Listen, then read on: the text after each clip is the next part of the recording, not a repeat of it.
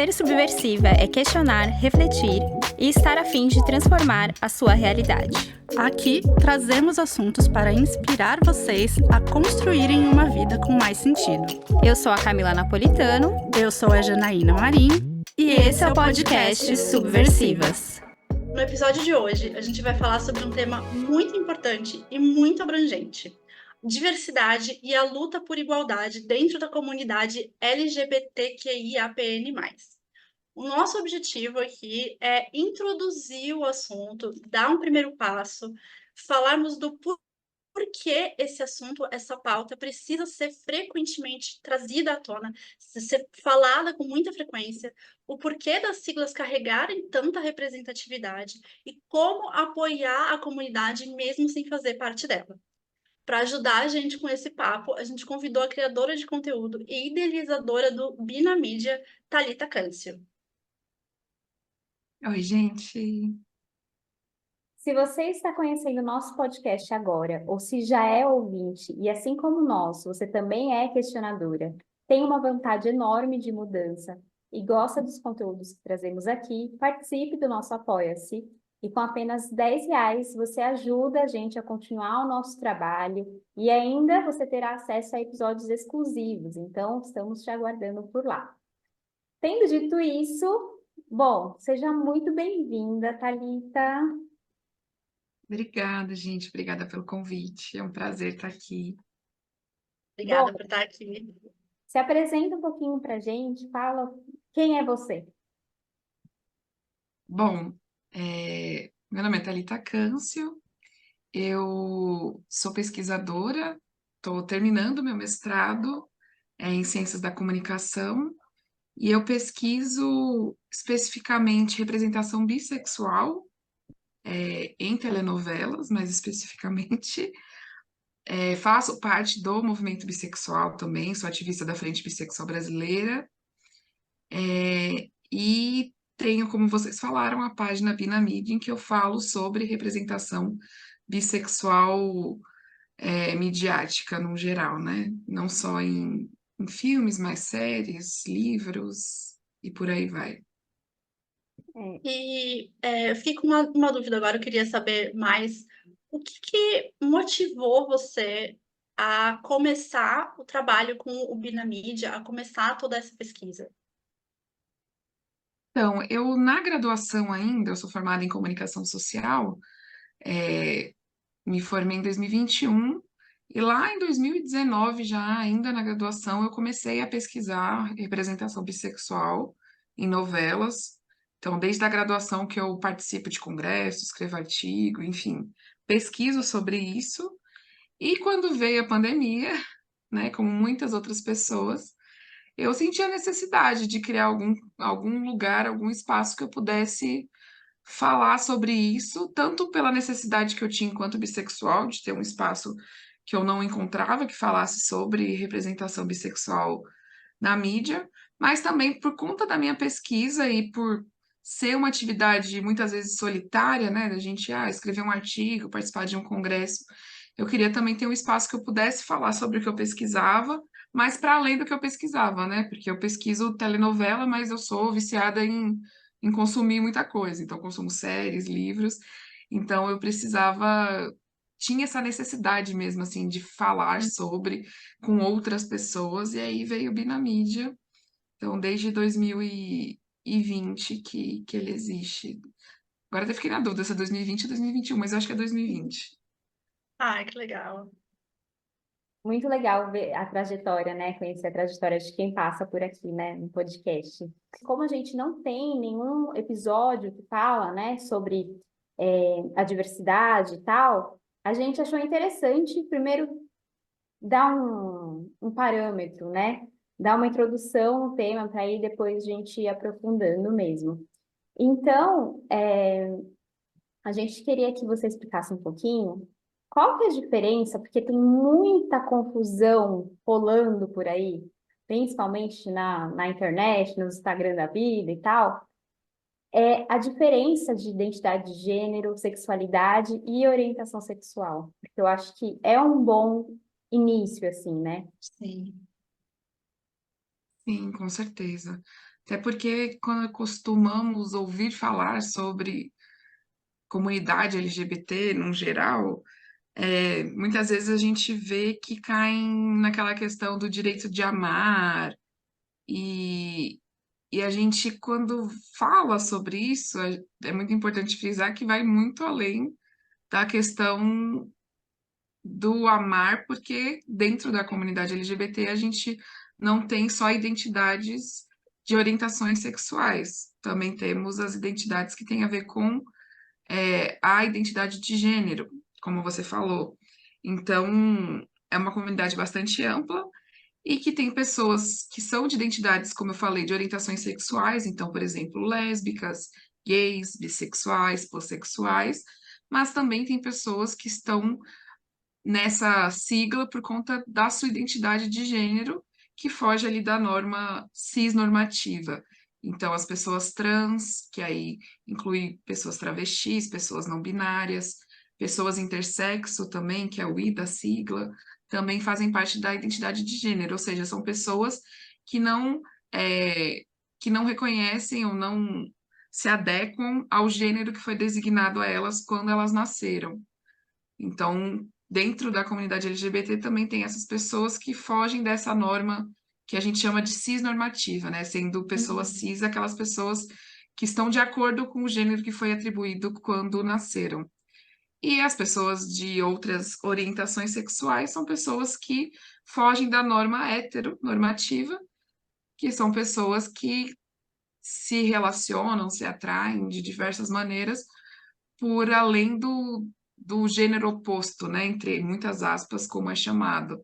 Então, pessoas lésbicas e pessoas gays que se atraem por pessoas do mesmo gênero, pessoas bissexuais e pansexuais que se atraem por mais de um gênero, é, e também, inclusive, algumas pessoas colocam dentro da sigla pessoas assexuais, por exemplo, que são pessoas que ou não conseguem se relacionar sem ter uma afetividade anterior, ou de fato não conseguem ter nenhum tipo de relação sexual por N motivos. Então, dentro da comunidade existe uma gama enorme, né, de letrinhas que aí vão ficar entre orientações sexuais diferentes, identidades de gênero diferentes e todas têm em comum isso, né? Fugirem das normas, digamos assim, seja das normas de gênero, seja das normas sexuais ou de identidade sexual, orientação sexual. E já que você entrou um pouco nisso, né, eu acho que é importante a gente explicar também, né, entrar na questão da sigla do LGBTQIAPN+. Eu não vou me excluir disso, que foi chegando uma hora que eu fui ficando cada vez mais confusa, foram entrando novas letras e falei, eu preciso parar, sentar e olhar para entender o que são cada uma delas, né? Então, você pode, para quem está escutando a gente, você pode explicar o que cada uma dessas letras dentro da sigla significa? E o mais também no final, que eu acho que é importante, né? Sim, ao longo do tempo vão surgindo, né, novas reivindicações para serem Uhum. incluídas na sigla, né, como pertencentes da comunidade.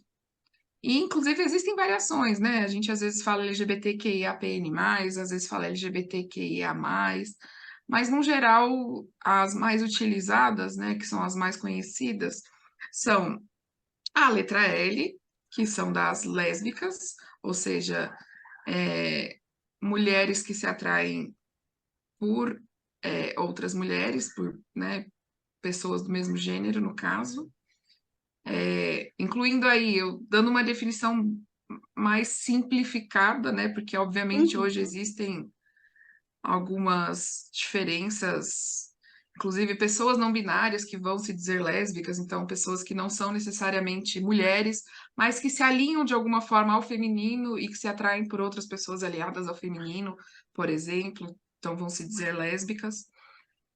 A letra G, né, que é a mais conhecida e mais Aham. falada ainda hoje, que são os gays, e aí da mesma forma como eu falei das pessoas lésbicas, de forma simplificada, seriam homens que se atraem por outros homens, mas que hoje também existem outras configurações, né, de pessoas aliadas ao masculino. Pessoas bissexuais, que são pessoas que têm essa capacidade de se atrair, seja romântica ou sexualmente, por mais de um gênero. E aí é muito importante essa definição não ser colocada de maneira binária, né, de que bissexuais se atraem só por homens e mulheres. A definição que o movimento reivindica é essa, né, de que é atração por mais de um gênero. O T seriam das pessoas trans, que aí incluem pessoas trans, sejam trans masculinas, trans femininas, pessoas travestis, pessoas não binárias também são pessoas trans, porque, né, o significado de ser uma pessoa trans, como eu falei antes, é não aceitar o gênero que foi designado no seu nascimento, então pessoas não binárias também se incluem dentro do T. O que aparece às vezes, né, em algumas citações da sigla, seria o queer, que aí eu acho que é um pouco mais complexo, porque para mim, na minha opinião, não faz tanto sentido no Brasil, mas que tem gente que coloca e pode se indicar queer, que seria de fato mais uma identidade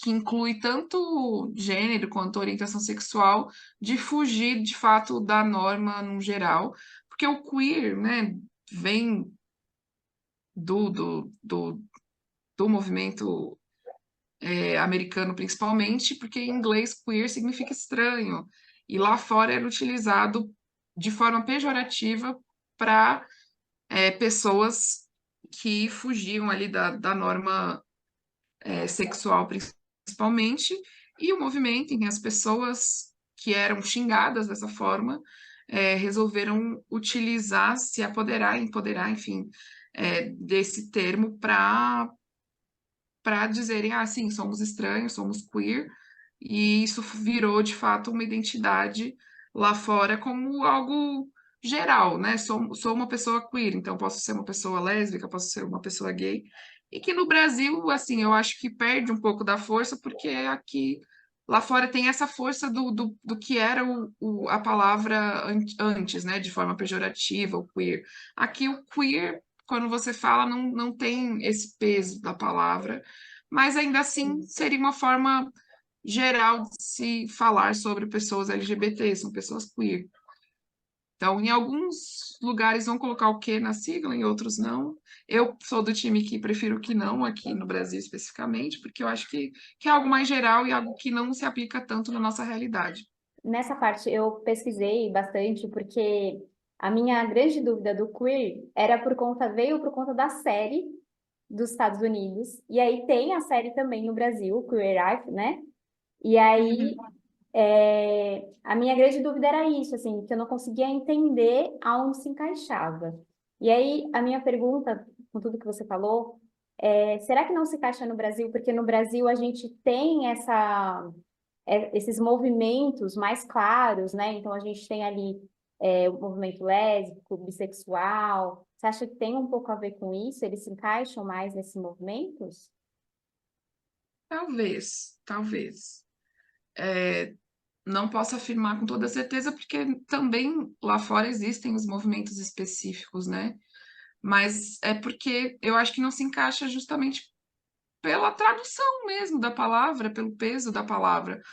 Porque é como se fosse o sapatão aqui, o viado no Brasil, ou mesmo a palavra travesti, que também ela existe apenas aqui no contexto latino-americano, que tem um peso diferente pela própria palavra e como ela é utilizada, pelo significado.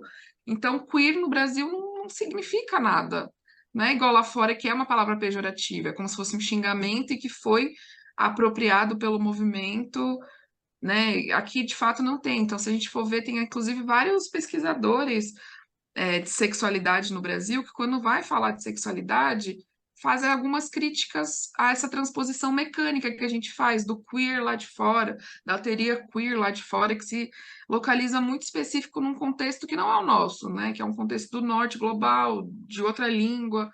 Então, inclusive aqui no Brasil, até quando vão falar de teoria queer, falam que a gente deveria chamar de teoria do cu, por exemplo, ou teoria queer, C-U-I-R, que faz muito mais sentido aqui, inclusive, né, no caso do cu e todos os tabus que existem em torno disso, mas eu acho que tem esse peso diferente mesmo, aqui o queer não faz tanto sentido, porque lá fora surge como, de fato, uma maneira de subverter um xingamento, algo pejorativo, mas que é isso, tem pessoas, apesar de eu achar que são poucas, que utilizam no Brasil o termo de forma mais geral, assim, sou uma pessoa queer, ou seja, faço parte da comunidade LGBT, mas o queer mesmo no Brasil eu não vejo a mesma força e poder que tem lá fora, e nem é tão utilizado por aqui.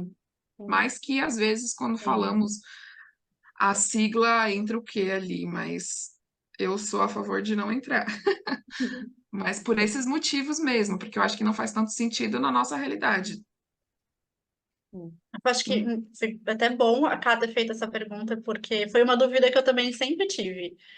Eu vejo sempre em filmes da língua inglesa, né, seja americanos, britânicos, enfim, quando vem isso, às vezes, enfim, uma pessoa não binária, trans, gay ou lésbica, fala, você tá se relacionando com uma pessoa queer.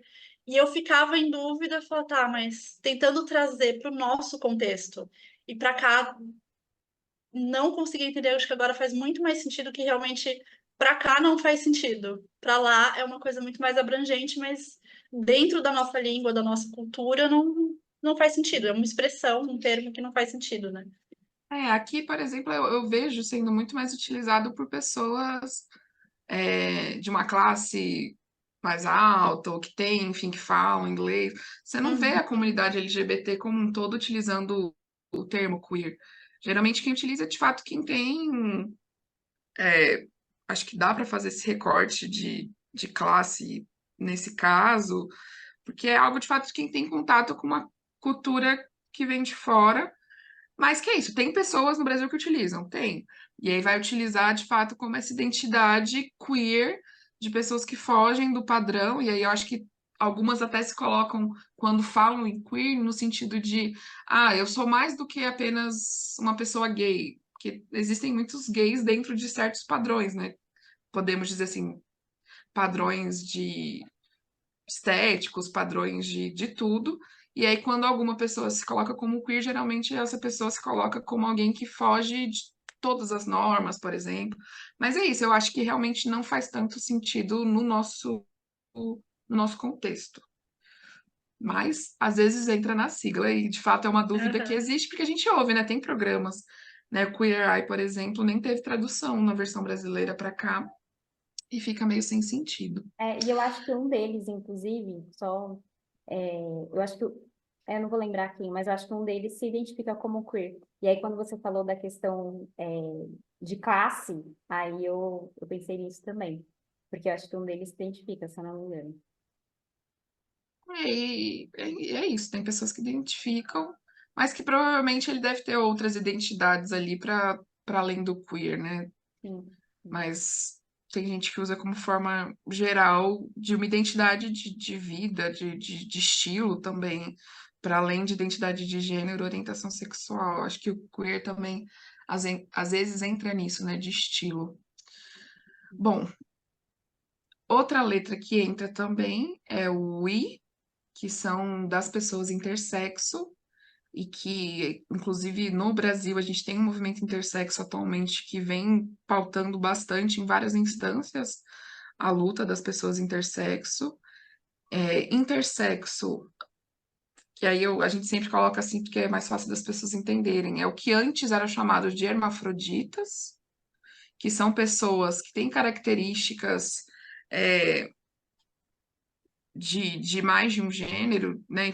Especificamente de sexo, né? Do que é visto enquanto sexo, de órgão genital, enfim, mas também hormônios, enfim, são pessoas que fogem do que é considerado o normal na sociedade ocidental, então, né, que aqui a gente tem o binário, você é homem ou você é mulher, você tem essa característica e essa característica. Então, pessoas que fogem desse binário nessas questões são as pessoas intersexo e que, inclusive, sofrem muitas violências desde o nascimento, porque logo quando nascem já sofrem no processo de mutilação, né? De ali o médico, médicos, enfim, equipe médica já orientar os pais a escolher, então vai ser um menino ou uma menina, escolhe, faz, e muitas pessoas intersexo sequer sabem que são intersexo, porque passaram por esse processo. Enfim, então é uma violência muito grande que existe dentro né, dessa população e que hoje eles pautam bastante essa luta no movimento e tem sido uma crescente, assim, né, de informar as pessoas sobre o que é ser intersexo e, enfim, existem muitos estigmas, né, como a própria palavra hermafrodita antes era usada, enfim. Então, é uma sigla bastante importante dentro da comunidade atualmente. Além do I, também temos o A, que também é utilizado em alguns casos, que seriam das pessoas assexuais. E, enfim, existem polêmicas, né, se deveria entrar ou não na sigla, mas como às vezes entra, dependendo da pessoa que utiliza, então acho que é bom falar que as pessoas assexuais são aquelas pessoas é, que, que estão em oposto ao que... Existe também uma palavra para quem é o oposto de assexual, que seria alossexual, que seria a norma também, né? Que são pessoas que sentem facilidade em ter relações sexuais, independente de proximidade ou qualquer outro motivo. Então, pessoas assexuais, e aí dentro, né, das pessoas assexuais existe um espectro bastante grande e várias definições. Então, pessoas assexuais estritas, que são aquelas que realmente não praticam sexo de forma alguma, porque não sentem vontade, enfim. Pessoas demissexuais, por exemplo, são aquelas que até praticam, enfim, têm relações sexuais, mas só conseguem fazer isso tendo algum tipo de afeto e proximidade com alguém, né, tendo uma troca maior. Então, às vezes também entra na sigla o A, que seriam das pessoas assexuais. E, para além disso, tem o mais, que aí seria, de fato, outras identidades que podem existir, que existem no quesito identidade de gênero ou orientação sexual, mas que não, enfim, é isso, né? A gente já tem uma sigla bastante extensa que Aham.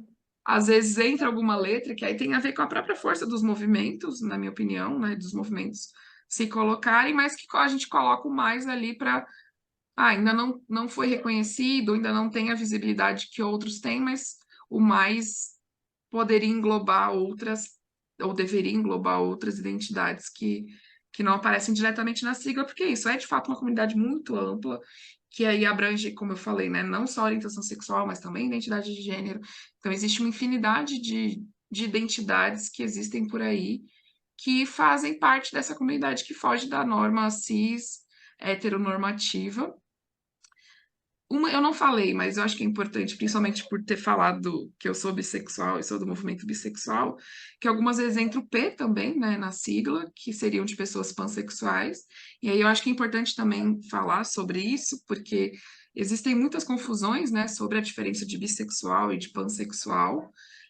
Pansexuais são pessoas que se atraem, se relacionam por todos os gêneros.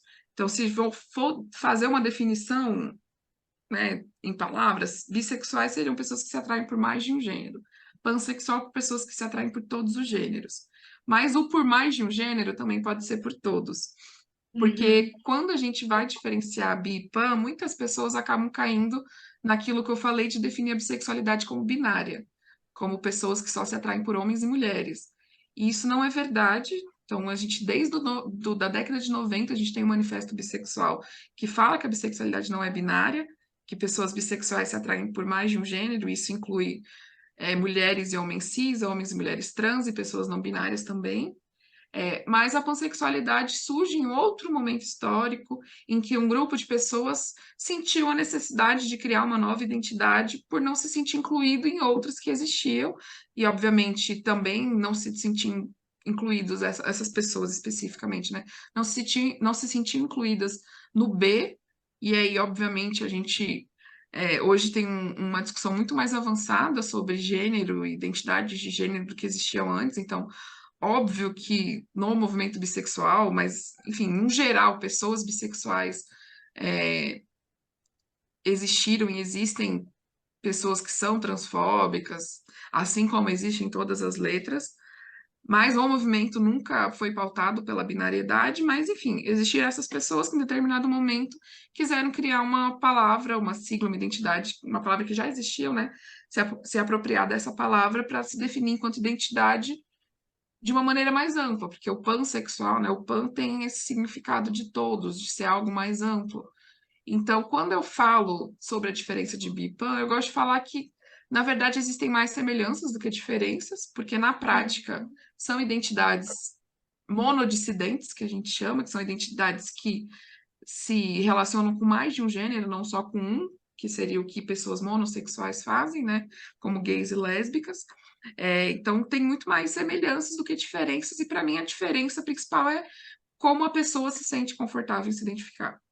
Então, eu me sinto mais confortável em me identificar enquanto bissexual. Eu me sinto mais à vontade de me identificar enquanto pan. E tá tudo certo, são duas identidades válidas, com surgimentos históricos diferentes, mas que na prática é isso, são muito mais tem muito mais semelhanças do que diferenças. Mas também entra em algumas, né? Pode entrar LGBTQIAP+, por exemplo, entrar o PAN, e que eu acho que é muito importante, porque é uma identidade super válida. Eu só sempre gosto de atentar para não colocar a diferença como uma binariedade da bissexualidade que não é real, né? Eu Sim. acho que é isso, as principais são essas. Eu acho, ai, achei ótimo. Obrigada por, né, explicar de forma tão detalhada, pelo menos acho que para a gente aqui ficou muito claro. Espero que para os ouvintes também.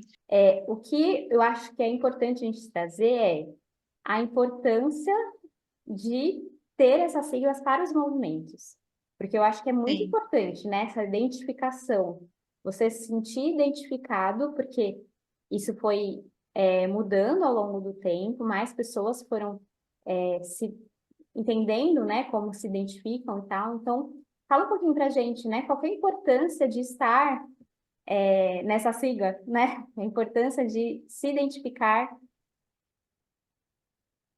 Ai, isso é muito importante, porque às vezes a gente ouve, né, de que, ai, não quero ser colocado numa caixinha, ai, não quero um rótulo. A gente ouve muito isso, e eu entendo quando as pessoas se incomodam com isso, de, eu tenho que entrar numa caixinha para existir. É chato, mas a gente está numa sociedade que, infelizmente, as coisas funcionam assim.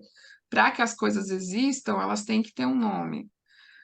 E, e considerando, né, toda a violência que existe contra essas pessoas que fogem das normas, quando a gente se coloca dentro de uma identidade, dentro de um movimento, se afirma enquanto algo, nesse momento histórico, nessa sociedade em específico que a gente vive, isso tem um poder de colocar a nossa existência, porque ela é questionada, a nossa existência é questionada. Então, quando a gente fala, não, a gente é sim LGBT, eu sou sim bissexual, bissexuais existem, pessoas LGBTs existem, isso coloca a nossa existência de fato em visibilidade, e principalmente a gente precisa disso para lutar por direitos. Então, como a gente vai conseguir lutar por direitos das mulheres lésbicas, por exemplo, se a gente não tiver um movimento lésbico, não tiver um grupo de pessoas que se identificam daquela forma, que vão lutar por isso? Então, a identidade, ela é importante para a luta pelos nossos direitos, pela nossa existência. Não é é importante eu me dizer assim só por mim mesma. Não, não é. É entender que a gente, por ser de identidades marginalizadas, que a gente precisa entender que essa luta é coletiva, que a gente faz parte de algo que é maior do que só o que eu sinto, do que só um rótulo do que parece para mim. Então, se afirmar quanto parte dessa comunidade, como uma dessas identidades, tem a ver com uma luta coletiva mesmo, de que a gente só consegue pautar a nossa existência, os nossos direitos, se a gente colocar a nossa existência clara. Então, eu sou isso, por isso eu quero ter esses direitos, quero ter o mínimo de dignidade, enfim. Então, nesse mundo que a gente vive, e eu falo isso porque é isso, eu espero muito que a gente viva um dia num mundo que a gente não precise mais ter identidades. Seria ótimo que todo mundo vivesse a própria vida livremente e não importando nada, até porque todas essas identidades, inclusive as de gênero, homem, mulher, tudo isso foi uma construção social, né? Nada disso é natural. Tudo foi criado pela sociedade. Então, é, dado isso, que a gente ainda está nesse momento em que as coisas são padronizadas, são colocadas dessa forma, a gente precisa se afirmar para conseguir lutar coletivamente pelos nossos direitos, porque se a gente, cada um tá sozinho, sem uma identidade, ou sei lá, não se identificando mesmo de alguma forma, a gente não consegue juntos lutar por algo e mas a violência sempre existe, sempre vai existir nessa sociedade. Então, se a gente não se identifica e não se organiza coletivamente, a gente não consegue lutar por aquilo, né? Então, é isso. Espero muito que um dia a gente consiga viver numa sociedade que essas normas sociais, todas essas criações sociais não existam, mas a gente, infelizmente, ainda está numa sociedade que existe e que a gente precisa levantar bandeiras. Acho que, né, Sim. dá para colocar assim, porque senão a gente não consegue coletivamente lutar por aquilo. Então, eu sempre digo que é importante, sim, que a gente se identifique, é importante que existam as identidades, para que exista o movimento. Então, é chato, mas a gente precisa disso. Eu imagino assim que é muito complexo você, além de passar por todo o processo de se reconhecer dentro de alguma dessas comunidades, de se assumir dentro de uma dessas comunidades e de né, todo o contexto que vem junto com isso, do preconceito, da violência, do medo, ainda tem que ter essa preocupação de não, então eu preciso me colocar como ativo, porque eu preciso lutar pelos meus direitos. É mais uma energia que você tem que dispor, é tudo muito cansativo, né? Por mais que Sim. as coisas tenham melhorado muito nas últimas décadas, em comparação com a década de 90, com a década de 80 para cá, evoluíram. Se a gente vê, né, muito mais grupos se colocando e exigindo respeito e exigindo seus direitos, mas, como você falou, infelizmente a gente ainda vive numa sociedade que não só pauta pela padronização, mas pauta pelo conservadorismo, de seguir as normas, de seguir os bons costumes, entre aspas, né? Então, infelizmente, a gente ainda vive numa sociedade que se recusa a aceitar que as pessoas não são todas iguais, nem todas cabem. Há muitas, na verdade, se a gente for ver, muitas não cabem dentro dessa norma, né? A gente coloca como padrão e como, né, a gente coloca como minoria um grupo que na verdade acaba sendo, não é a minoria, né? Exatamente. E é isso, assim, quando você falou, né, de além de tudo isso, ainda ter que ativamente. E obviamente tem muitas pessoas da sigla que não estão no movimento, né, não ativamente estão lutando pela pauta, mas é isso, só pelo fato de você se colocar como eu sou um homem gay, eu sou uma pessoa lésbica, eu sou. Só isso já tem uma grande importância nesse sentido da gente existir enquanto grupo, de existir, de colocar nossa existência como algo coletivo. Sim, Eu fiquei pensando o quanto essa identificação é importante, que você falou que é mais importante até socialmente, mas eu fiquei pensando o quanto é importante quando o indivíduo percebe essa identificação num grupo, né? Como isso pode dar coragem para ele para se assumir, para se aceitar como ele realmente é. Claro que vem todas as coisas junto, né? O preconceito e tal, mas o quanto essa identidade também dá força, né? Ah, com certeza. Eu falei muito de ser algo coletivo, mas é óbvio que não tem como ignorar a parte subjetiva, individual, de que é, é importante também, né? E aí eu falo muito de representação midiática porque também tem essa importância, né, da gente se enxergar nos lugares, e aí isso vai para além só da comunidade LGBT. A gente fala muito Fala-se muito disso dentro da comunidade do movimento negro, por exemplo, né, da representatividade, porque é isso, é importante que a gente se veja para que a gente também consiga se entender e sair desse lugar que a gente está para algo coletivo, né? Esse primeiro passo individual existe, é importante. Então, quando a gente vê um grupo organizado ou uma representação de determinada identidade, isso faz diferença no individual, no subjetivo, da pessoa falar, poxa, então isso que eu sinto faz sentido. Que a gente ouve tanto o contrário, né, de que tem que seguir aquela norma cis heteronormativa, que quando a pessoa não segue, ela se sente muito mal com ela mesma, e aí a gente vai ver várias realidades diferentes, pessoas, por exemplo, que cresceram na igreja, que aí existe toda uma grande culpa dentro delas, de querer se curar, entre aspas, disso, né, de sentir que está cometendo um grande pecado. Então, quando você entende que aquilo que você sente não é errado, que aquilo que você acha que você é não é errado, faz muita diferença no individual também, para dali a gente conseguir ter o movimento coletivo. Então, faz muita diferença também pro individual, com certeza, porque é isso, as pessoas que fogem das normas não se entendem facilmente. Pelo contrário, é todo um processo muito difícil, muito doloroso, em muitos dos casos, de aceitar aquilo que a gente é.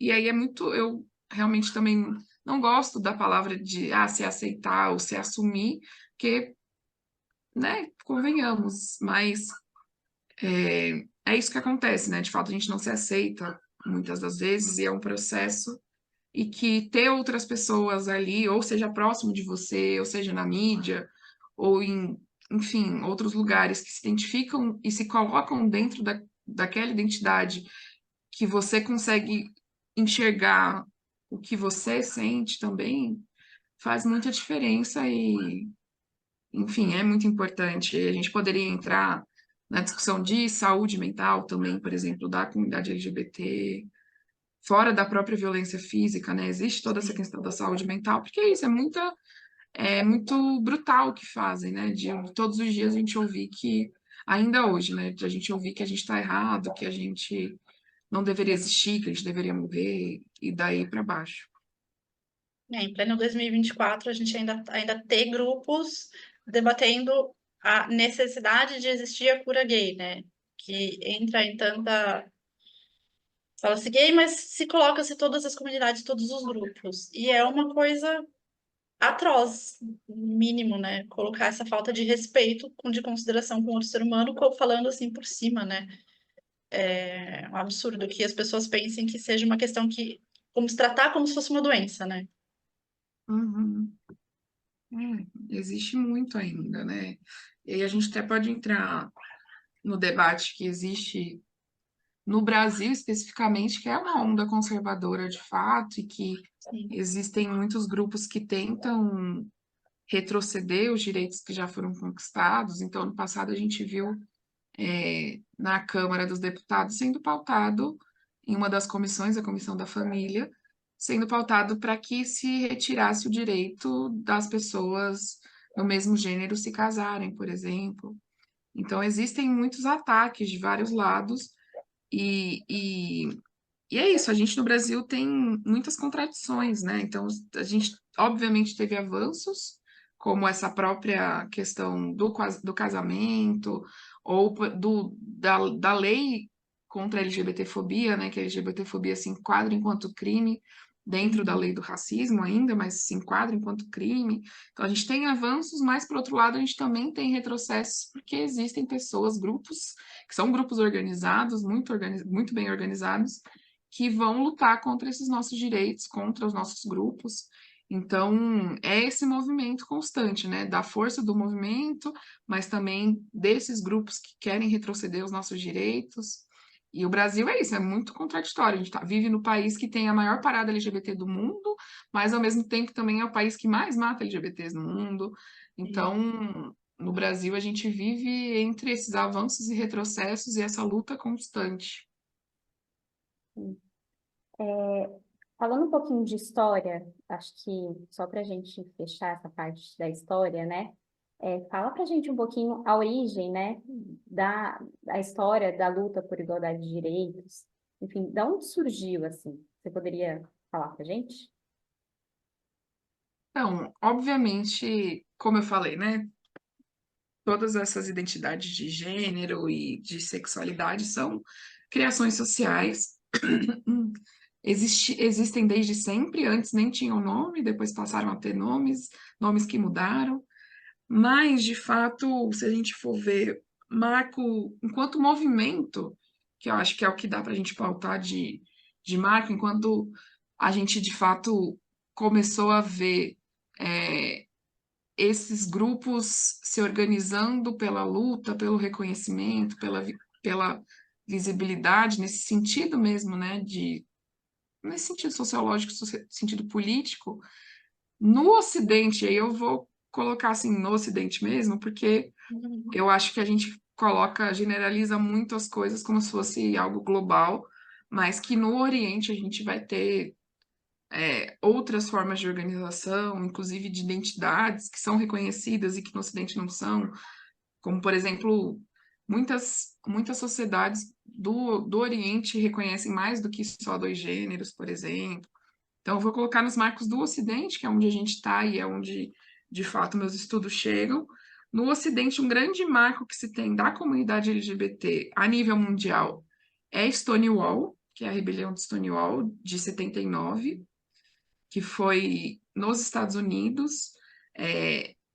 E Stonewall era é um bar, ainda existe até hoje, Stonewall Inn, em Nova York, que era frequentado por pessoas LGBTs, mas que existia uma grande repressão por parte da polícia com as pessoas que ali frequentavam, então de sempre fazerem batidas policiais, de prenderem as pessoas, e que em determinado momento, ali em junho especificamente 28 de junho, se começou uma rebelião das pessoas que ali frequentavam falarem, não vamos mais aceitar isso, e de ter, de fato, uma rebelião, um combate físico até, né, de, de algo ali que começou e que se alastrou de forma maior a partir dali, não só nos Estados Unidos, mas pelo mundo de, de um movimento mesmo, né? Então, um marco que se tem no movimento LGBT, de grupo organizado que começou a se organizar e lutar por direitos é Stonewall a nível mundial,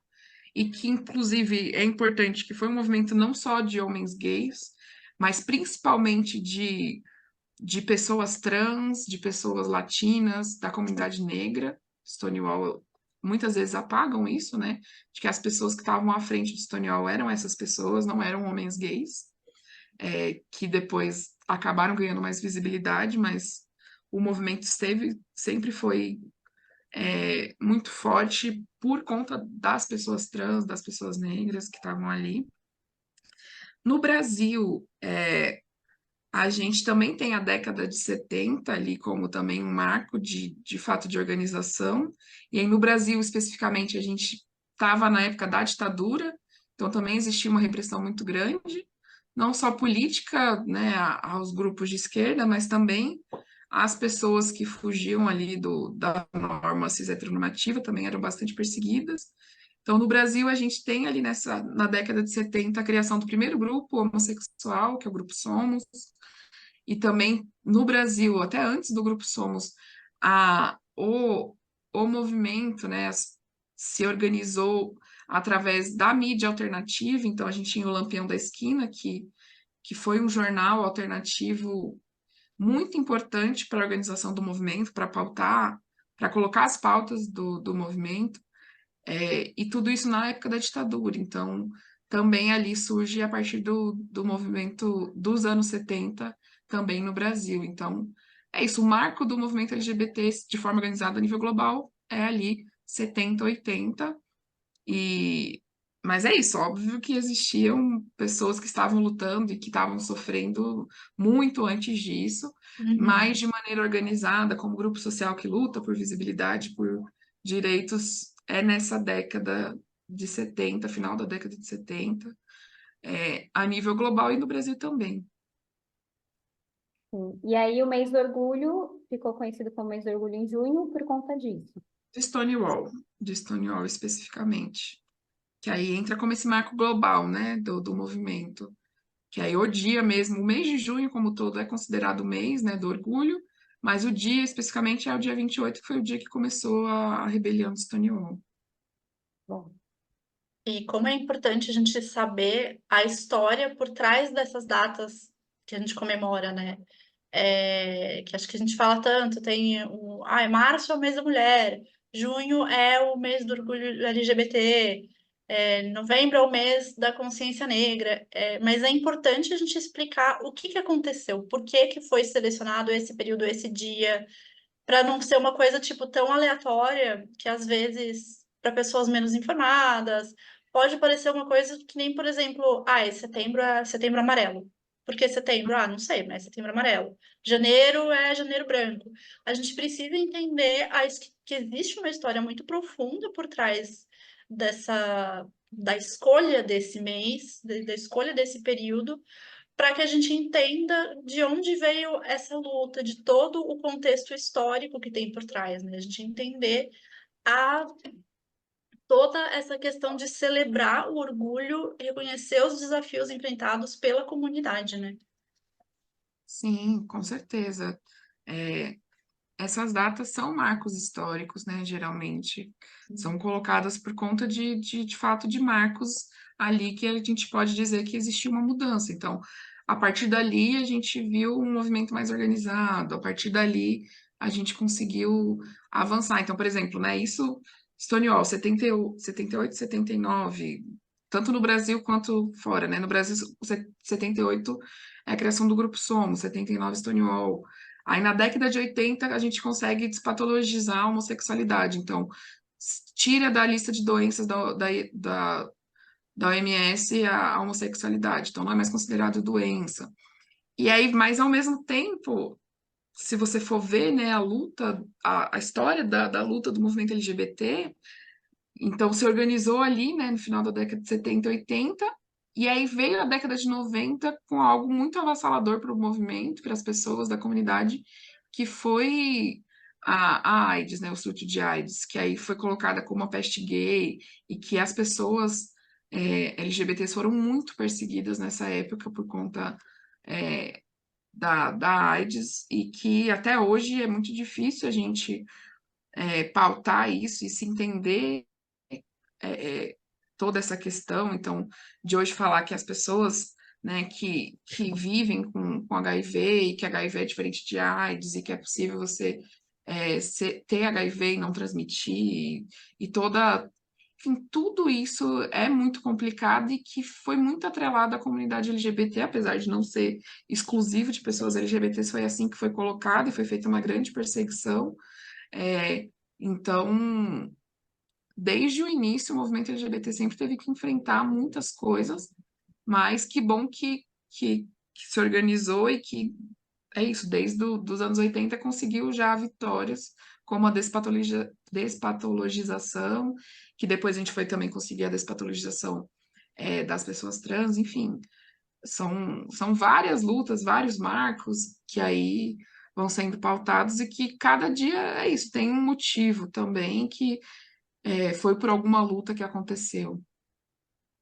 eu acho interessante isso também, porque a gente trouxe um pouco disso no episódio de consciência racial. Tem o dia, né, da consciência racial e tal, e é importante saber essa parte da história, como a Jana falou, para a gente entender também que é um movimento e é um momento de resistência, de a gente questionar o que está acontecendo, como que a gente pode ajudar. Não é só farra, a farra é importante também, né, para sim celebrar que vocês estão vivos, né, que apesar de todas as dificuldades, estão resistindo, mas o quanto é importante também a gente lembrar que é um movimento de resistência, né? O que que a gente, fora da comunidade até, pode fazer para ajudar essa comunidade também. Então, a gente trouxe bastante isso no episódio de consciência racial, que a gente teve uma convidada falando sobre isso, e ela trouxe isso, né? A gente lembrar que é um dia de resistência, é um dia de questionamento, é um dia de entender como que a gente veio parar aqui, sabe? Exatamente.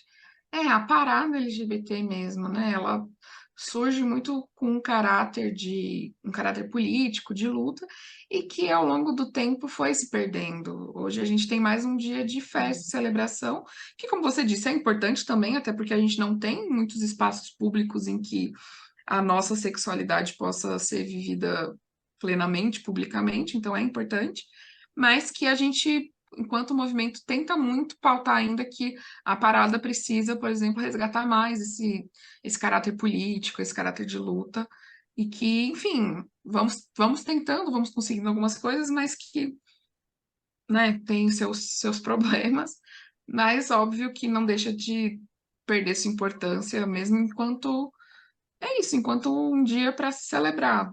Não deveria ser só isso? Não deveria, mas tá tudo bem também, porque não é como se a gente tivesse muitos momentos para celebrar e ser a gente livremente.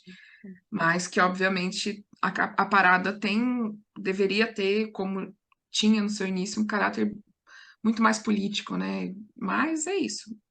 Ainda tem grupos ali dentro que tentam colocar isso, mas como um todo é isso. A gente tem esses marcos, esses dias, o mês de junho como um todo, a parada também, em São Paulo, porque é a mais conhecida, é a maior do mundo, né, que acontece em junho, mas a gente tem paradas, inclusive datas diferentes ao longo do ano, em cada cidade, e é muito importante que aconteça, né? Independente se for mais celebrativo, mas ainda assim eu vejo como algo muito importante, considerando a nossa a falta de espaços que a gente tem mesmo, né? Que a gente Sim. acaba tendo que fazer tudo muito num lugar privado, tem muito dentro do âmbito privado, e no público a gente não poder ser quem a gente é, porque, enfim, qualquer coisa É, pode acontecer. Aí eu acho que esse questionamento, assim, que eu trouxe, né, que a gente tem que lembrar, talvez seja mais para a gente que está fora da comunidade do que para vocês, sabe? Porque eu sim. acho que é o momento de vocês celebrarem mesmo, de você, como você falou, às vezes vocês não conseguem ser quem vocês são, e aí aquele momento de celebração onde vocês conseguem, sabe? Então acho que é muito mais também sobre a gente que está fora da comunidade, colocar a bunda na cadeira um pouquinho, estudar, entender como que a gente pode fazer para ajudar, sabe? Então, acho que é mais sobre isso também. E por mais, né, que como você comentou que a parada gay ela deixou de ter tanto movimento político, mas a celebração em si, ela é um ato político, né? E eu acho Sim, muito curioso e muito bonito até que, como você falou, que o Brasil é, é um país cheio de dualidades e cheio das suas hipocrisias. Um país tão conservador como o Brasil tem a maior festa de celebração da comunidade LGBT do mundo. Aqui, né, principalmente falando de São Paulo, e é uma grande festa, é uma grande celebração. E eu acho isso muito bonito. A gente ter esse espaço mostra assim, o quanto avançou a pauta, né? O quanto assim, eu digo, eu não me coloco dentro, né? Mas que os grupos estão ocupando os lugares, estão mostrando e está celebrando não só suas conquistas, mas o seu direito de estar lá. E é isso, tipo, meu, vamos festejar. Nem tudo é político, nem tudo é farra, mas a farra também, a festa, o amor, a alegria também é política, né? com certeza. E aí, a gente queria saber um pouquinho, se você, tudo bem para você, como que foi para você se descobrir parte da comunidade? Ai, eu falo bastante sobre isso, Já tá? porque não só por, né, por ser pesquisadora, ou, enfim, ter um trabalho na área, mas eu acho que a gente acaba falando muito, a gente, quanto pessoas da comunidade, a gente fala muito sobre isso, porque é um marco importante na nossa vida, né? Não é algo que a gente sabe desde sempre. Tem, de fato, um marco ali que a gente percebe, opa, talvez eu não seja ali o que falam que eu sou. É, então, no meu caso, especificamente, eu dizia ser hétero até meus 20 anos, quase. E no caso de pessoas bissexuais, a gente tem algumas especificidades da bissexualidade ser muito invisibilizada, né? Óbvio que outras identidades também são, mas a bissexualidade é bastante invisibilizada, bastante negada também, né? De que a bissexualidade não existe, de que é só uma fase. Então, né, tudo isso torna muito difícil a gente conseguir se entender e se dizer bissexual. Então, eu passei por isso. Eu já ficava com mulheres, mas ainda assim eu dizia que eu era hétero e que, ai, ficar com mulheres era só uma brincadeira, só uma coisa de festa. E, e foi um processo. E eu tive a sorte, que muitas pessoas não têm, de ter pessoas bissexuais próximas de mim, de ter amigas bissexuais, que falavam, ai, não é bem assim, Thalita, né? Você gosta de ficar? Ah, gosto, mas ainda assim não é, eu sou hétero. Então, foi um processo para eu conseguir aceitar. Eu não queria, foi, né, uma luta maior comigo mesma, assim, de não querer me dizer bissexual. Porque é isso, é muito difícil, sabe? Tão mais fácil ser hétero. Por que que eu vou querer ser outra coisa? E por que que eu vou querer ser uma coisa que todo mundo fala tão mal, sabe? Bissexualidade é cheia de estereótipos horríveis, né? Horríveis assim, considerados horríveis. Que eu também acho que é importante a gente ver que muitos estereótipos da bissexualidade, na verdade, são algumas questões bem moralistas, né? A bissexual é promíscuo. Mas, poxa, qual é o problema de eu querer ficar com várias pessoas? Isso não é um problema, não deveria ser um problema, né? Enfim, Como se mas que são pessoas coisas que héteros são não fizessem isso, né? exatamente. Exato. Então, enfim, são várias questões que são vistas como muito ruins e muitos estigmas, e eu não queria. Mas é isso, ter pessoas próximas que eram bissexuais me ajudou nesse processo até o dia que eu falei, poxa, não dá mais para eu dizer que eu sou hétero, sabe? Não tem condições. Não tem. E aí, né, a primeira vez que eu disse, não, eu sou bissexual, assim, parece que saiu uma tonelada das minhas costas e foi um grande alívio poder dizer o que eu era e parar de negar, porque eu ficava me negando mesmo, né? Que, né, negava uma parte de mim ali, que eu estava vivendo aqui e ficava dizendo que era uma brincadeira, sendo que não era. Não era uma brincadeira, era algo que para mim era sério, apesar de eu não querer encarar assim. Então foi esse processo, foi difícil. Então só quando eu já estava com meus 20, 21 que eu fui dizer que eu era bissexual, depois de já estar quase há um ano ficando com mulheres. E dentro da comunidade, especificamente dentro da comunidade bissexual, existem pessoas que vão se entender enquanto bissexuais bem mais velhas, assim, né? Não necessariamente na adolescência, por exemplo. Mas existem, né, também, obviamente, assim como pessoas gays e lésbicas que vão se entender cedo ou vão se entender mais tarde. É todo um processo e que geralmente passa por um processo de luta interna, mas também uma luta externa muito grande, né? De também quando a gente se entende, tá, eu entendi quanto bissexual, agora eu preciso contar para outras pessoas. E aí aquele medo das outras pessoas não aceitarem, aquele medo de sofrer uma violência, enfim, né? São várias lutas internas e Sim. externas constantemente. Sim. E como que foi essa questão? Você falou, do quanto ter pessoas próximas ajudou, né? Mas como que foi essa questão da rede de apoio para você?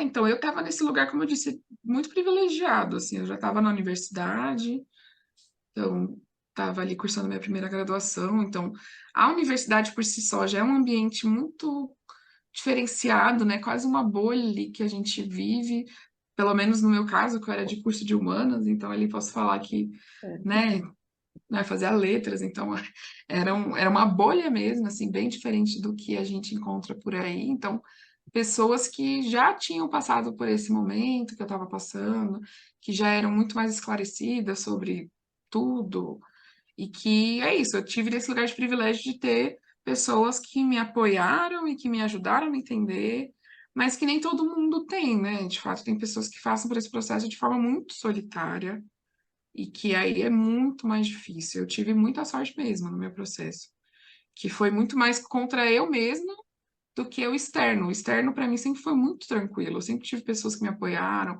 mesmo com a minha família também, sempre foi tranquilo. Eu tenho muitos privilégios nesse sentido, mas que não é a regra, pelo contrário, eu tô num lugar de exceção, assim, na comunidade.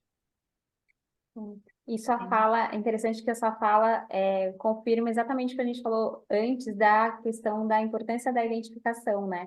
O quanto para Uhum. você, nesse momento, foi importante a identificação com outras pessoas, você perceber, né, que tem outras pessoas ao seu redor que estão passando por esse momento também.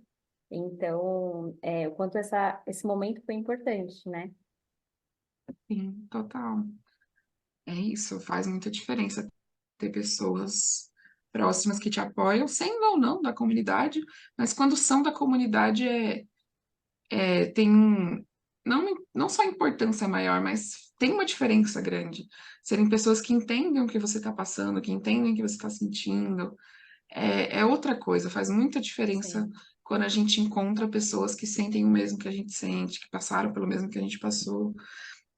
Então, para mim, quando eu tô entre pessoas bissexuais, é uma outra experiência. É, de fato, me sentir pertencente, me sentir bem.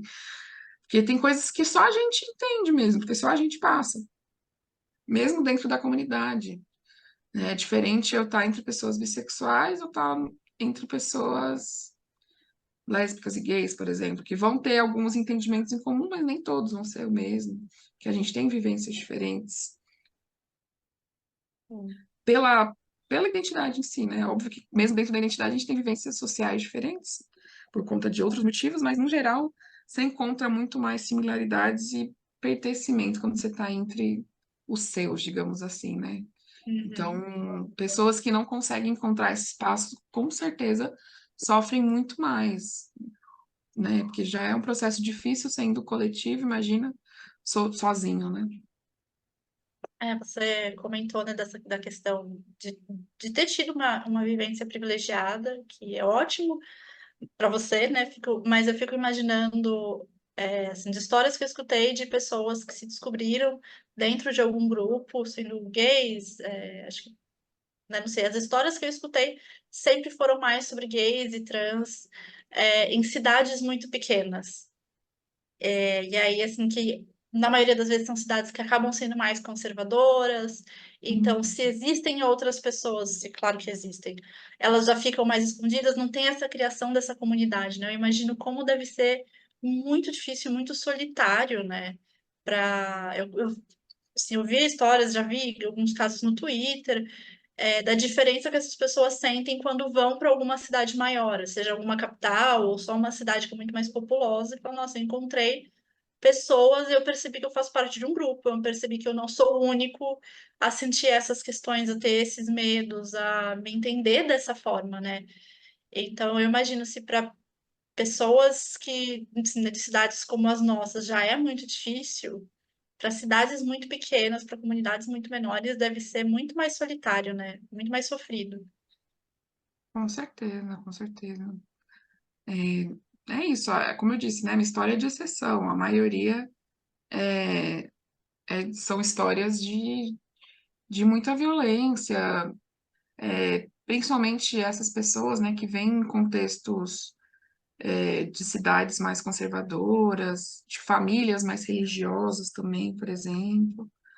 Então, a regra, né, no geral, no Brasil, né, que é isso, o Brasil é um país extremamente católico, cristão, então boa parte das pessoas passa por essas violências dentro da família, nas cidades em que vivem, não tem uma rede de apoio, um acolhimento, porque é isso, essas pessoas existem também ali onde elas estão, mas não tem como elas se colocarem dessa forma porque a violência é muito grande. Sim. E como a gente pode apoiar a comunidade, mesmo sem fazer parte da comunidade? Acho só entrando um pouquinho nesse ponto, que eu lembrei do episódio com a Isabel, que falou, foi a questão da consciência negra, que eu acho que é só importante a gente pontuar que é o que que a gente pode fazer para apoiar a comunidade, além do básico, que é a gente, que nem a Camila falou, sentar a bunda na cadeira minimamente e pesquisar, vai assistir uns vídeos, vai tentar entender um pouco mais, escutar esse episódio, compartilhar com outras pessoas, que acho que é o básico do básico que a gente pode fazer, né? É, eu acho que, né, esse básico já é muito importante, porque é isso que muita gente Sim, não faz, né, de ir atrás mesmo de informação, né, a gente hoje tem informação disponível de maneira bem fácil, né, e às vezes as pessoas ficam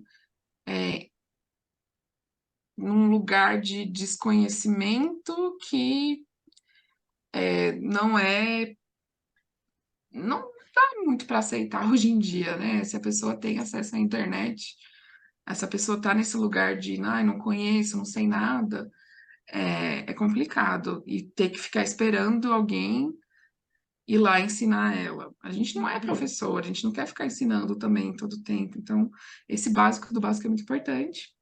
Eu acho que, do ponto de vista, né, de como apoiar a comunidade, eu acho que para além de sair só desse lugar individual, então, beleza, fui lá, pesquisei, ótimo, muito bom, mas também a gente precisa de apoio o tempo inteiro.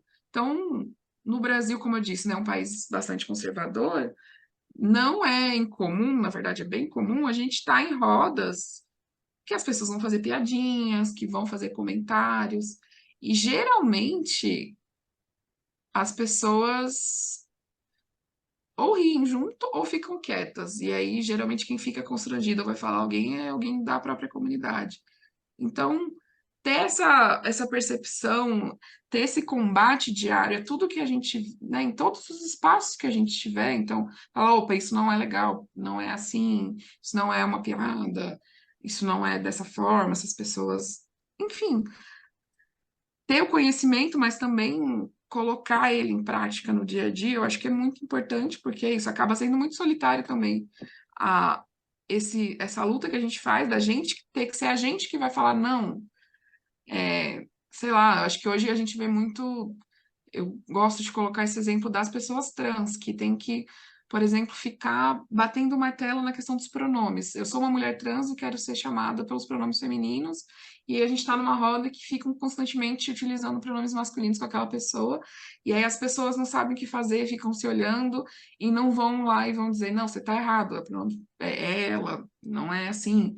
E aí acaba sendo que a própria pessoa só que tem que falar isso. Enfim, eu acho que são coisas básicas também, mas que a gente não vê muito, né? Das pessoas hétero, pessoas cis por aí, se colocando também à frente dessas batalhas de combater a desinformação, combater preconceitos. No dia a dia, acho que isso é o básico do básico também. E que a gente precisa muito desses aliados, né? Digamos, de ter pessoas para além da gente que vai colocar e meter o dedo na ferida e falar que a pessoa está errada. Eu acho que isso é muito importante. E para além disso, eu acho que apoiar as iniciativas do movimento. Então, né, quando a gente tem determinadas pautas que a gente ou vai para as ruas ou faz algum movimento online, seja um abaixo-assinado, seja o que for, por menor que seja, todas essas pautas precisam de um apoio que vá para além da comunidade. Então, não só ali pessoas LGBTs indo às ruas contra né, o retrocesso, por exemplo, da questão do casamento. A gente também precisa que pessoas que não são da comunidade também estejam ali com a gente, porque faz muita diferença, né? Então, eu acho que esse apoio ativo às iniciativas do movimento é fundamental.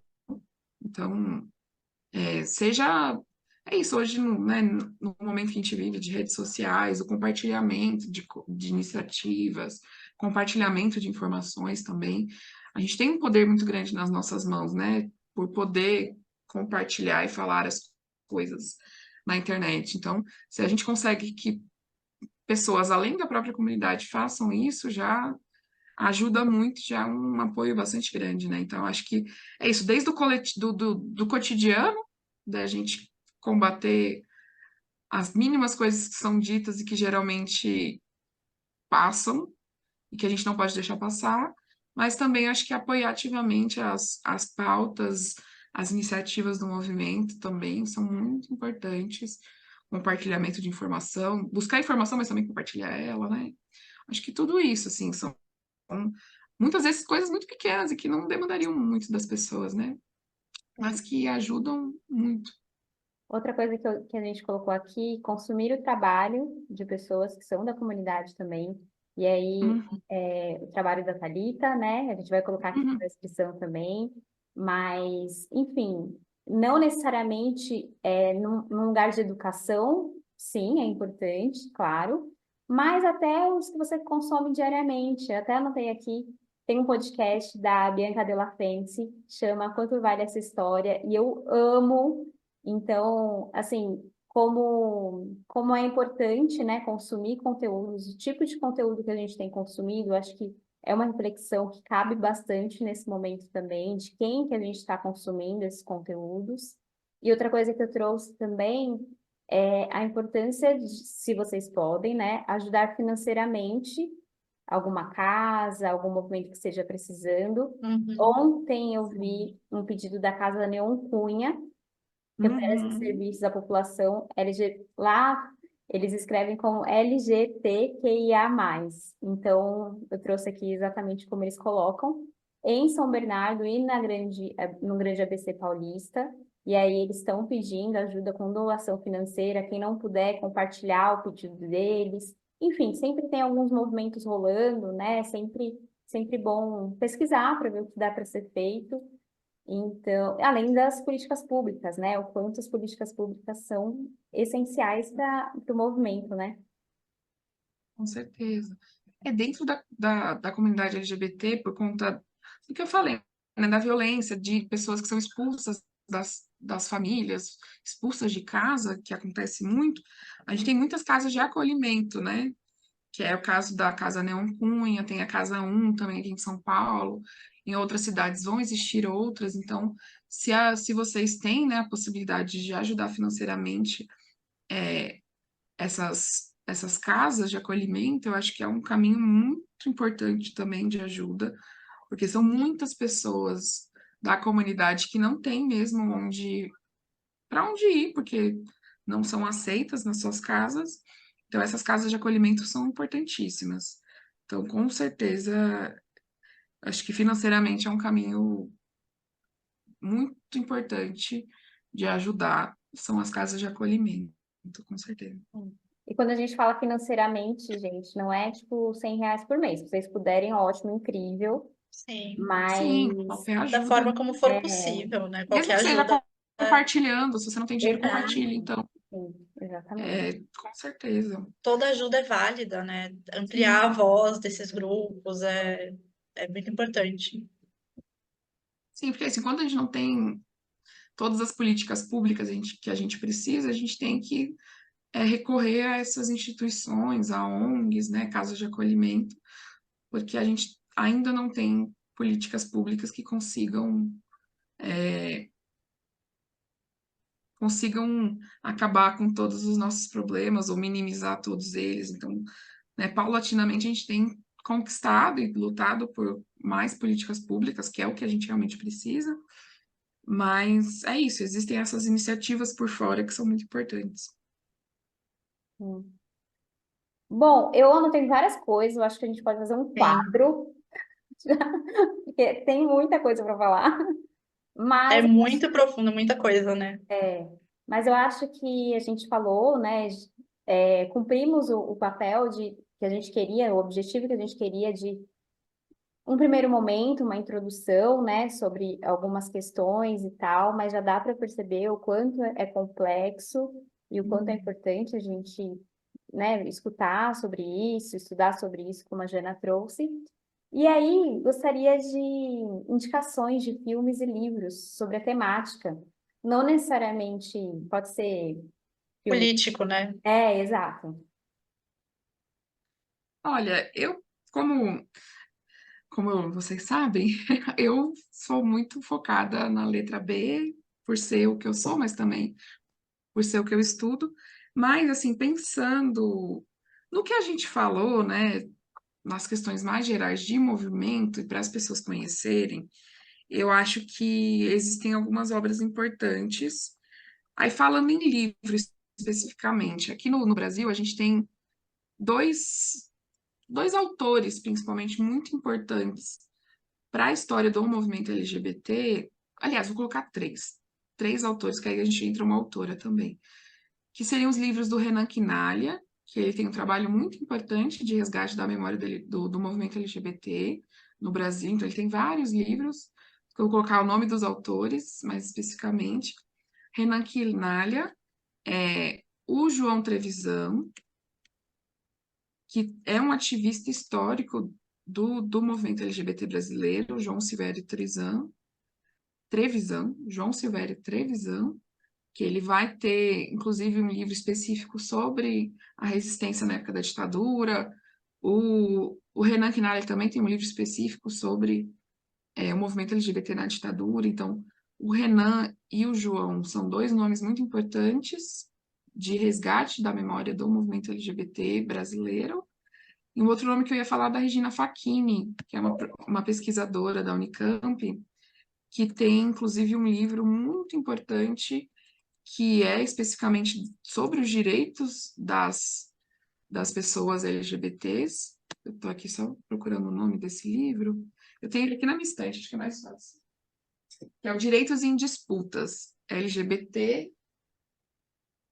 Direitos em Disputas, LGBTI+, da Regina Facchini, que também é um livro muito importante, que aí vai colocar mais especificamente a história das lutas dos direitos, né, das pessoas LGBTs no Brasil.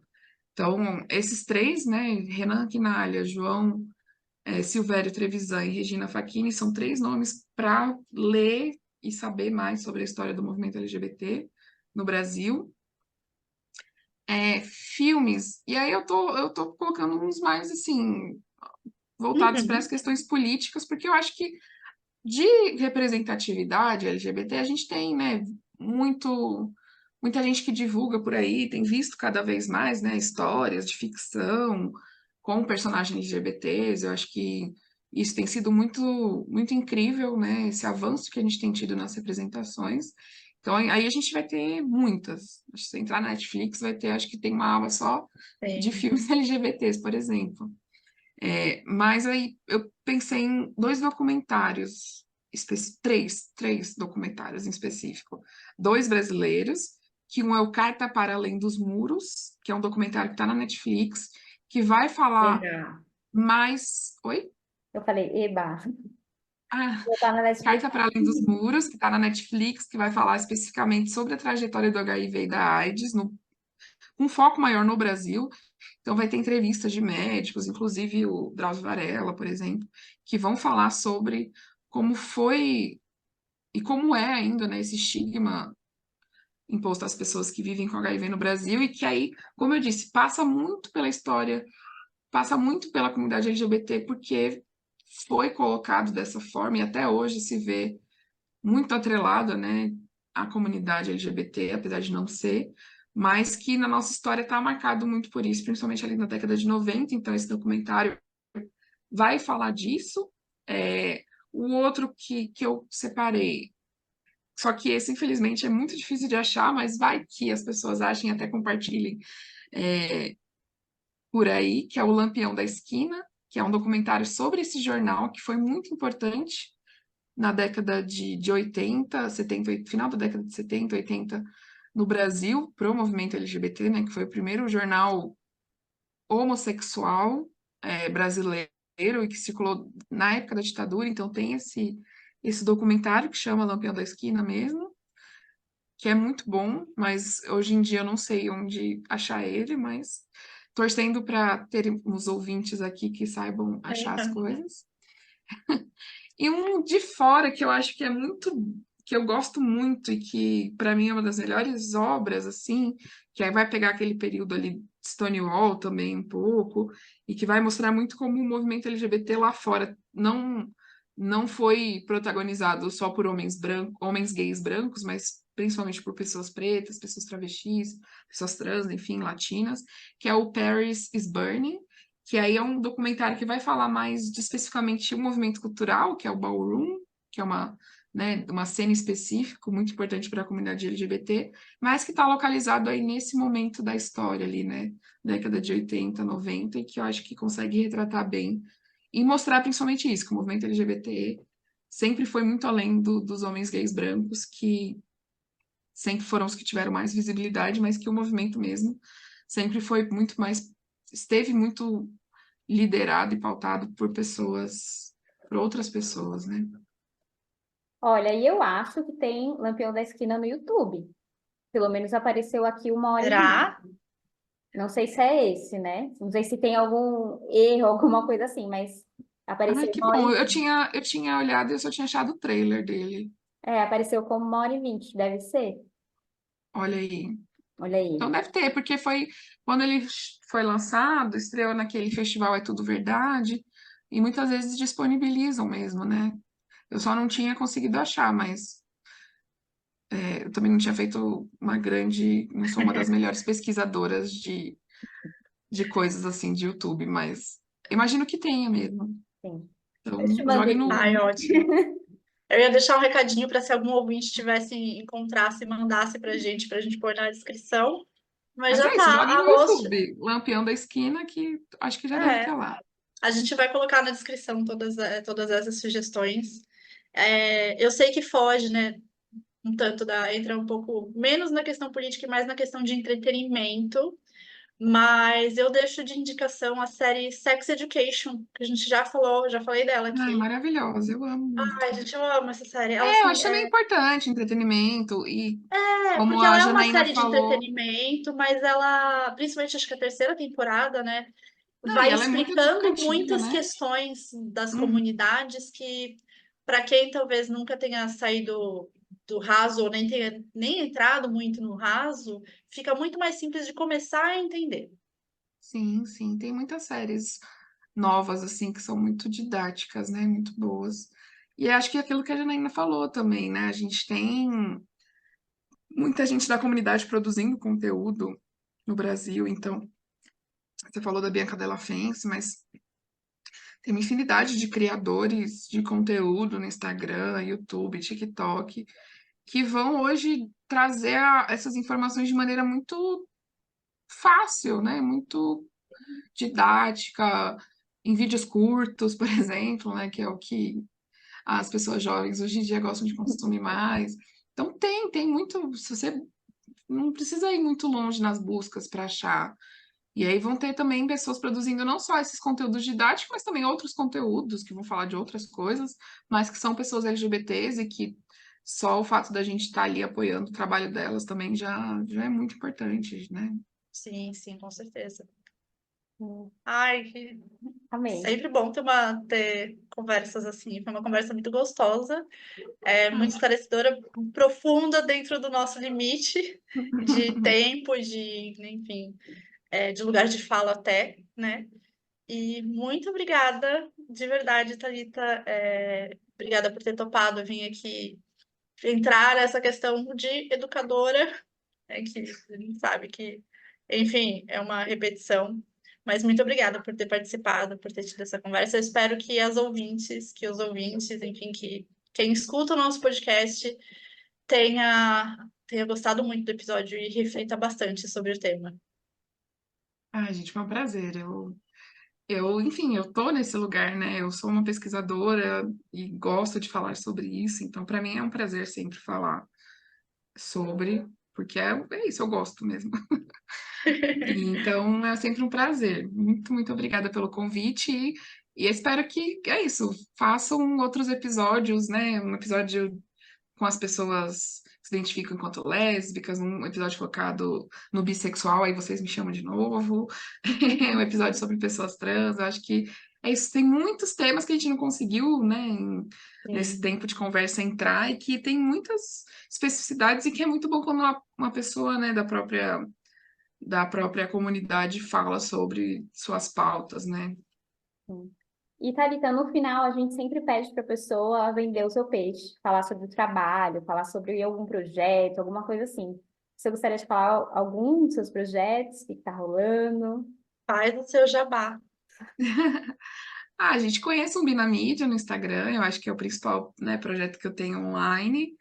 Tá um pouco parado? Tá um pouco parado, porque eu tô no meio da reta final do mestrado, eu tenho alguns meses para entregar minha dissertação, mas quando dá eu apareço por lá, faço um post ou outro, mas também a minha própria pesquisa, lá eu também costumo divulgar quando eu publico algum artigo, alguma coisa, então acho que lá é o principal canal de comunicação que eu tenho do que eu faço, então é isso, sigam o Binamídia, e, enfim, venham falar comigo sobre bissexualidade, que eu adoro, é o que eu mais gosto de fazer.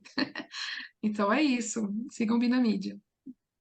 Muito obrigada, Thalita. Muito obrigada pela sua presença. Com certeza iremos chamar de novo, né? Porque é isso, o assunto Sim. é amplo, tem bastante coisa para a gente conversar.